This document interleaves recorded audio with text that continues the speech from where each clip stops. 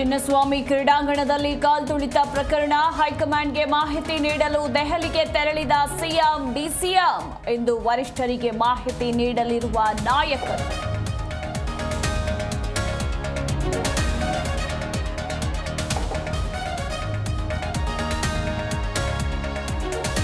ಪರಿಷತ್ನ 4 ಸ್ಥಾನಗಳಿಗೆ ನಾಮನಿರ್ದೇಶನಕ್ಕೆ ತಡೆ ವಿಚಾರ ಒತ್ತಡಕ್ಕೆ ಮಣಿದು ತಡೆ ನೀಡಿದ್ದ ಕಾಂಗ್ರೆಸ್ ಹೈಕಮಾಂಡ್.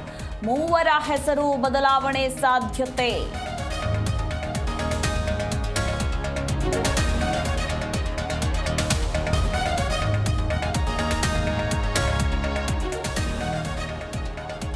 ಮಂಡ್ಯದ ಮಿಮ್ಸ್ ಆಸ್ಪತ್ರೆಯಲ್ಲಿ ಕೆಲಸ ಕೊಡಿಸೋದಾಗಿ ವಂಚನೆ. ಮಹಿಳೆಯಿಂದ 1 ಲಕ್ಷ ಹಣ ಪಡೆದು ವಂಚನೆ.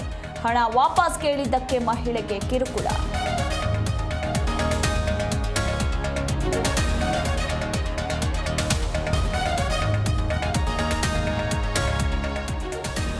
ರಾಜ್ಯದಲ್ಲಿ ಉಲ್ಬಣಿಸುತ್ತಿದೆ ಕಿಲ್ಲರ್ ಕೊರೋನಾ. 24 ಗಂಟೆಯಲ್ಲೇ 265 ಪಾಸಿಟಿವ್ ಕೇಸ್ ಪತ್ತೆ. ಒಟ್ಟು 9 ಜನ ಸಾವು, 559 ಸಕ್ರಿಯ ಪ್ರಕರಣಗಳು ದಾಖಲು.